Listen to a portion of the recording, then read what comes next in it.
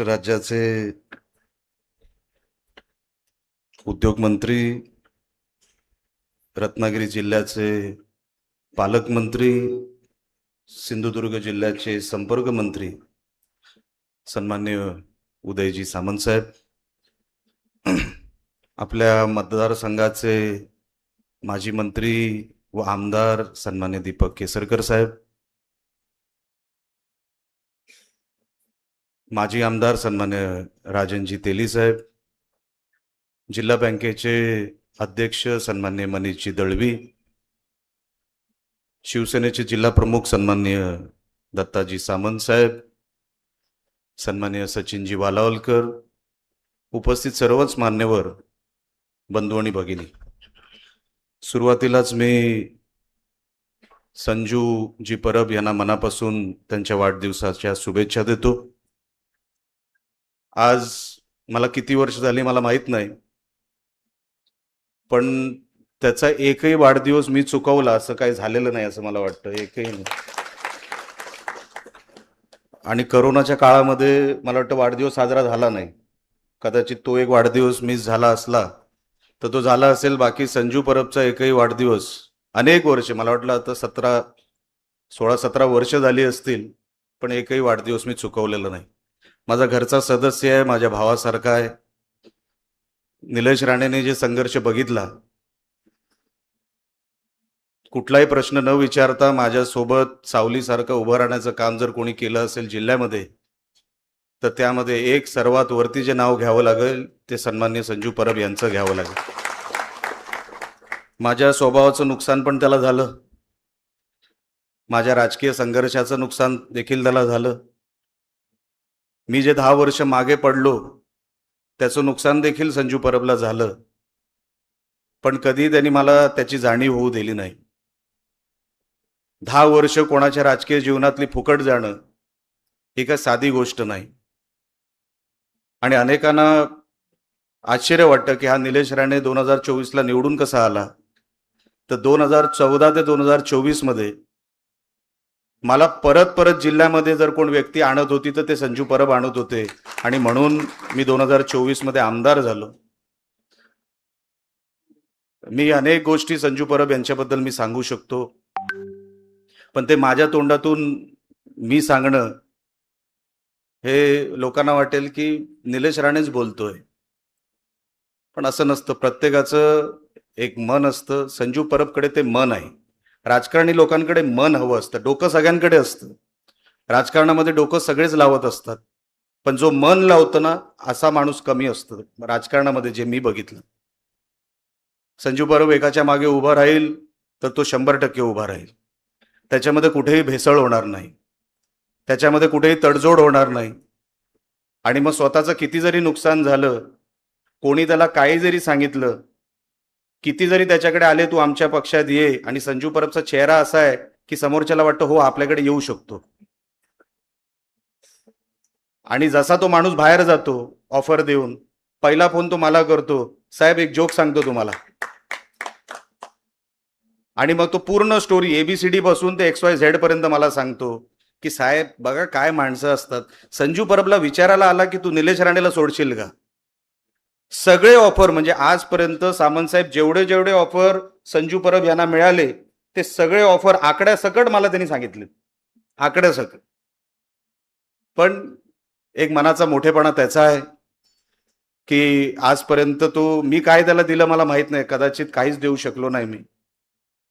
इथून पुढे मी काय देऊ शकतो हे देखील मला माहित नाही, पण आपल्याला निलेश पाहिजे बस एवढं एक. नेहमी कोणी जरी, आता हल्लीमध्ये तर जाऊनच द्या, जेव्हा मी कोणच नव्हतो, कुठल्याही पदावर नव्हतो, निलेश राणेवर झालेल्या प्रत्येक टीकेला जर पहिलं उत्तर कोणी जिल्ह्यातून दिलं असेल तर ते संजू परब यांनी दिलं. आज पण केसरकर साहेबांच्या नावावर कोण जरी जिल्ह्यामध्ये टीका करतं तर पहिला उत्तर देणारा हा संजू परब असतो. केसरकर साहेबांवर त्यांचा अफाट जीव आहे, खरोखरच आहे. केसरकर साहेबांची आज्ञा किंवा त्यांची कुठलाही आदेश, संजू परब किती जरी व्यवस्था असला, मी बघितले अनेक वेळेला, आम्ही व्यासपीठावर अनेक कार्यक्रमामध्ये असतो, पण कुठल्याही व्यासपीठावर जर समजा केसरकर साहेबांचा फोन आला तर कोणाची तमाम न बाळगता बाजूला जाऊन फोन करून केसरकर साहेबांचा आदेश घेणारा व्यक्ती म्हणजे हा संजू परब आहे. कधीही त्यांनी केसरकर साहेबांचा शब्द खाली पडू दिला नाही. म्हणून संजू परब, तुम्हाला अजून फार मोठं व्हायचं आहे. अनेक गोष्टी तुम्हाला तोंडाने सांगायच्या नाहीये, ते करून दाखवायचे आहेत. कारण का जे संजू परबला जवळून ओळखतात, जसं सीताराम गावडे साहेब असतील, आमच्यासारखी लोक जे एकदम जवळ असतात, त्यांना सांगतो, संजू परबांना सांगतो, तू बस काय बोलू नको, सगळंच काय सांगू नको, सगळंच काय राजकारणात सांगायचं नसतं. याचा अनुभव मी घेतला.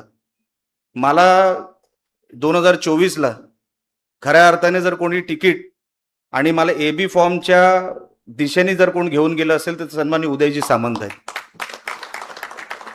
अनेकांना माहीत सुद्धा नसेल, माझ्या समोर जे तेव्हा, आता माजी आमदार आहेत पण तेव्हाचे आमदार होते कुडाळ मालवणचे, ते आमच्या शिवसेनेतून लढायला तयार होते. अँटी चेंबरमध्ये येऊन बसायचे, सगळ्यांचा संपर्क होता, सगळे बोलायचे आणि ते फक्त येणार, एबी फॉर्म घेणार आणि शिवसेनेच्या धनुष्यबाणावर ते निवडणूक लढवणार, इथपर्यंत सगळं झालं होतं. की राणेंना काय काय सांगायचं इथपर्यंत पण सगळं झालं होतं आणि ठरलं होतं की आता, पण देवाला काय मान्य होतं मला माहित नाही. मला उदयजी सामंत मला पहिलं घरी बोलवलं, मुक्तागिरीला बोलवलं आणि मुक्तागिरीला मी गेलो. मला नाश्त्यासाठी बसवलं, त्यांनी नाश्ता केला, मी करून आलो होतो आणि मग मला 15-20 मिनिटं सगळं काय विचारलं, सांगितलं आणि मला साहेबांच्या घरी घेऊन गेले बाजूलाच. तेव्हा साहेब वर्षावर होते आणि माझं सगळं प्रेझेंटेशन हे कोणी केलं असेल तर सन्माननीय उदयजी सामंत यांनी केलं. आणि मग साहेबांनी तिथे मला जे सांगायचं ते सांगितलं. म्हणून संजू परब असेल, मनीष दळवी असतील, लक्षात ठेवा, तुम्हाला आमदारकीची तिकीट पाहिजे तर तुम्हाला कोणतरी उदय सामंतांसारखा लागतो, कोणतरी लागणार तुम्हाला. प्रेझेंटेशन कोण करतो हे महत्वाचं आहे, प्रेझेंटेशन कोणी करून चालत नाही. संजू परब साहेब लक्षात ठेवा. आणि तुमचं प्रेझेंटेशन जोपर्यंत केसरकर साहेब म्हणत नाही तोपर्यंत कसलीच अपेक्षा ठेवू नका. तुम्ही दोघंही नाही तर म्हातारे व्हाल, अशी माझ्यासारखी दाढी पिकवायला लागेल. केसरकर साहेब कधी काय तुम्हाला जोपर्यंत ग्रीन सिग्नल देत नाही, विचार करा, आयुष्यभर लालच सिग्नल आहे, कधी पुढचं पाऊल टाकू नका. कारण का मी केसरकर साहेबांना जवळून, हल्लीच्या हल्लीमध्ये 1.5 वर्षामध्ये मी त्यांना फार जवळून बघितलं, त्यांच्या कामाची पद्धत बघितली. मी त्यांना त्यांच्या कामाच्या पद्धतीबद्दल मी फॉलो देखील करतो. त्यांचा जो फॉलोअप आहे, म्हणजे जे सचिन वालवलकर करतात तुम्ही फॉलोअप नाही, हा, त्यांचा स्वतःचा जो फॉलोअप आहे आणि त्यांचं स्वतःचं एक वजन आहे मंत्रालयामध्ये, हे मी अनेक वेळेला माझ्यासारखा कार्यकर्ता आजमावत असतो. आणि म्हणून कुठली पदं आपल्या नशिबात मिळणार संजू परब हे देव ठरवत असतो, नियती ठरवत असते. नाही तर कोणाला माहित होतं 2024 मध्ये तुझा भाऊ हा आमदार म्हणून कुडाळ मालवणचा इकडे उभा असेल, हे कोणाला माहित नव्हतं. हे कदाचित दत्ता सामंत साहेबांनाही माहित नव्हतं, राजन तेली साहेबांना माहितच नव्हतं, कारण का ते तेव्हा उभाटात होते. तेली साहेब उभाटात होते, तुम्ही माझ्या बरोबर होता. नाही म्हणून फक्त उल्लेख केला, बाकी काय बोललो नाही. तुम्ही कुठे जरी असलात तरी निलेश राणे तुमच्या मनात हे मला माहिती आहे. फक्त उल्लेख याच्यासाठी केला कारण का तेव्हाची वस्तुस्थिती सांगत होतो असं. हा,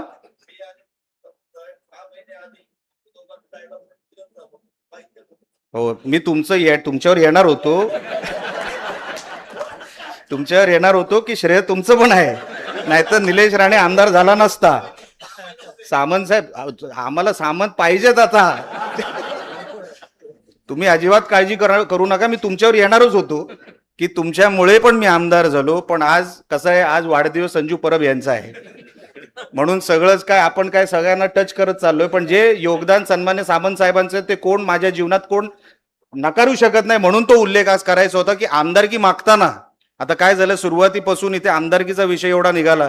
मी मनीषची वाढदिवसाची टेप सुद्धा बघितली, आपली जे काय व्हिडिओ वगैरे आहे तेव्हा पण मी बघितलं. मी हे आमच्या घरची मुलं आहेत, ती आमच्या घरची माणसं आहेत, आमच्या भावंडांसारखी आहेत. तर तुमच्यातला कोणतरी मोठा व्हावा पाहिजे तर कुडाळ मालवण आहेच, काय काळजी करू नका. सामंत साहेब बोलले बघ निलेश कुठेतरी दुसरीकडे, तर आपण तयारी, असं मी आणि सामंत साहेब कुठेतरी जाऊ, असं काही प्रॉब्लेम नाही. सामंत साहेब म्हणजे आमचे दत्ता सामंत साहेब. आणि दत्ता सामंत साहेब जिथे जरी नजर फिरवतील तिकडे शिवसेना उभी राहते, एवढं मात्र मी तुम्हाला खात्रीलायक सांगतो. सामंत साहेब उल्लेख बरोबर होता ना? हो, जर कोणी ऐकलं नसेल तर सामंत साहेब म्हणतायत 6 महिन्यापासून ते माझ्या आमदारकीसाठी सन्मान्य उदयजींबरोबर संपर्कात होते. एवढं सगळ्यांनी ऐकावं याच्यासाठी मी. अच्छा, तुम्ही संपर्कात होता. जाऊ दे, आता सगळ्याच गोष्टी व्यासपीठावरून नको, नाहीतर संजूचा पुढचा वाढदिवस यायचा तोपर्यंत. संजू परब, मनापासून तुम्हाला मी वाढदिवसाच्या शुभेच्छा देतो. तुम्ही फार मोठे व्हा. माझा एक भाऊ मोठा झाला आणि मोठ्या पदावर गेला तर त्यापेक्षा मोठा आनंद निलेश राणेला कधीच नसेल. मी मनापासून तुला काही वेगळं सांगायची गरज नाही. तू सावलीसारखा राहिलास, आपण दोघं भावंडांसारखे राहिलो. कधी राजकारण म्हणून नाही, कधी कुठला विषय मागितल्यासारखा तू कधी मागितलेला नाहीस, पण एक जीवाभावाचा मित्र म्हणून, एक जीवाभावाचा सहकारी म्हणून आणि एक भाऊ म्हणून नेहमी निलेश राणेची साथ तू दिलीस, हे मी उभ्या आयुष्यात कधी विसरणार नाही. आणि हे जे काय तू माझ्यासाठी केलं त्याची परतफेड कधी ना कधीतरी निलेश राणे परत केल्याशिवायही राहणार नाही, एवढंही या देखील या निमित्ताने सांगतो. इथेच थांबतो. जय हिंद, जय महाराष्ट्र.